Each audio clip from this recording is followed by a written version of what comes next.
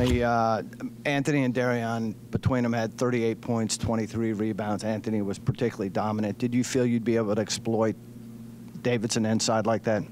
Yeah, like they exploited us, I guess, with their offense, but we had to. Those guys were significant with their play on the glass. And then, you know, second chance points in Darion's case. And then, obviously, Anthony just being able to have some mismatches. And when they did trap, he made the right decisions. And when they didn't, he played either around them or over the top and had an impressive offensive game, without a doubt. And I thought then Darion's, you know, once we got into it, his activity defensively was important.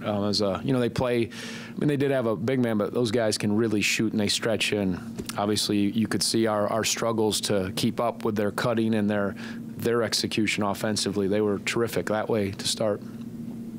Were they particularly dangerous down the stretch with no lead was safe because the way they kept shooting when Jack Gibbs fouled out? Was that kind of a sigh of relief for you? Well, you just went, you know, Sullivan, we actually had him on a visit, and he was, Brian was, you know, he's got such a quick release. And, you know, I thought our urgency and our alertness or awareness to start the game in transition defense was very poor. Gibbs dominated. He got into the elbows or they'd kick. Our bigs were going back and all you could see was the back of their heads. And if you don't fly back and then figure out how to get the ball stopped because they hesitate and go and get matched up to the shooters, that's the first problem. And then they hurt you. And then when they start running their offense, you got other problems because if you're not continuous, they really exploited. Justin went under screens and got hurt early, and it just, Malcolm, we weren't alert and ready. And we told our guys all week, this will be one of the hardest offenses you'll have to guard because they back it up with shooting and cutting, and they kind of schooled us. They really did. Along those lines, how important was it right before halftime then when you guys were able to get a little something going and not? Yeah, no, we had to stop the bleeding, and again, we got some buckets and a couple of okay stops. And then in the second half, we weren't great defensively, but we were better because the shots, even the ones they made or the ones they took, were more contested, and they had to work a little harder to get them. They just didn't get those ones where they waltz down the middle of the lane, finger roll, or in transition hesitate. They got a couple of them, but a lot less of them.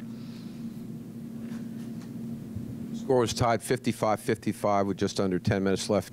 Justin hit those back-to-back threes. Talk about the significance. Yeah, there. They went zone, and we hit one out of those. Were significant. And before I go on, Coach McKellop, he's an excellent coach. You know, I just guarding that. You know, you watch a lot of teams, and I have respect for all coaches, but the job he does with those guys is impressive. And they had two freshmen that started, so I want to make sure I give credit to him and how he had those guys ready and prepared and challenge you that way. But there was a point where hopefully, I don't know if they wore down. I know we were on the edge wearing down. Our crowd gave us energy. Being at home, all that stuff helped. But then Justin made that big three. They went zone.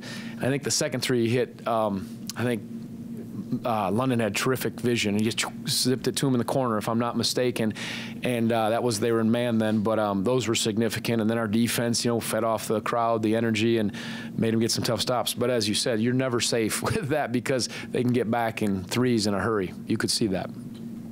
You guys are 12-0 for the first time since 1981, chasing all kinds of, you know, historical records from some really good teams that were here. Do you get a sense does it mean much to the kids? Obviously, it means a lot to the alumni, but what do you guys address it? I mean, I'm so thankful we're in this spot, but it's just next game. I mean, we're starting conference play now, and for some reason, if you looked around the country, good teams were either getting outplayed or struggling on their home court, and we had much respect for Davidson, but I just think you know conference plays around the corner, and we challenged our guys, be in the moment of this game, and they, you know, because if you're not, you're going to be in trouble. And we were fortunate. We had some big plays offensively and found our way, but that's a solid team, as I said, and now we know. Now that we kind of using an analogy of a long train running, but now that train track, we got a grind coming up, and we're just looking forward to it, but knowing how ready we got to be. Tony, could you talk about the difference between Anthony last year to this year? Yeah, well, he finished the year strong last year. You know, he was redshirting, same with Malcolm, and I thought as the season wore on, he became, you know, some big double-doubles, big games, and I think he's picked up, and then he's more confident. He's certainly in his rhythm. We're going to him more, and he's improved defensively. So he's kind of just picked up where he left off and then added, the off-season kind of things that he needed to. But very important. And yeah, that's his career high. And you look at a 25-13 game, that's significant. And I'm looking down at our free throw percentage. We needed all those. Is the team where you had hoped it would be entering conference play right now? Yeah, well, I mean, how could I say it's not? I mean, that was a little concerning, though, watching them, just kind of slice and dice us in the first 15 minutes. We couldn't get stops. They got into our pack defense, our paint. And, again, I think that always makes you realize if just because you've played good defense in the past, you had one of your best defensive performances, so to speak, the game before, you can assume nothing. I mean, you just have to be so ready. So I think our guys know, I say it all the time, they're beatable, they're vulnerable, but when they're right, their way is to be as sound defensively as they can, and that was a wake-up call for us. So hopefully we're ready, but it'll step up as you go on the road in conference play. Yeah. Tony, you've played 4 A-10 teams now, and Jeez. Davidson was picked 12th in the 14-team league. Can you comment about? Yeah, I think it just shows you about rankings. I mean, really, let's be honest. I mean, that's a solid team, and again, they and we'll find out more. We're going to have to keep proving it where we're at. Rankings are overrated. They really are. It's, you look at our rank, you look at those preseason stuff, that's just for good speculation, and then it all plays out. But they're hard to guard. They match up well. Obviously, being 9-1, now 9-2, they showed they can play. And when you're not ready and they're shooting the ball well, that's a long night. A couple of our guys said, "You were right, Coach. This was harder than anybody we've played in terms of keeping up with them and their pace and movement." And it's credit to their system. Will you see anybody else like this the rest? Yeah, I mean, anybody in the ACC will play. You see all different types. You saw George Washington's real good flex offense. I mean, they're real physical. They ran it hard. You'll see teams that'll run spread pick and rolls. You got to guard pick and rolls. Some teams, yeah, personnel is a big thing. Is that they really back it up. It really matches their system. I mean, if it was kind of how we played when I was in college, a little more motion. That's Knight's motion. I don't want to say but it's a 5-man, 4-man motion. And if you have the personnel, very hard. Some teams will run motion. Don't know if they'll be exactly like that, but everybody's got different challenges.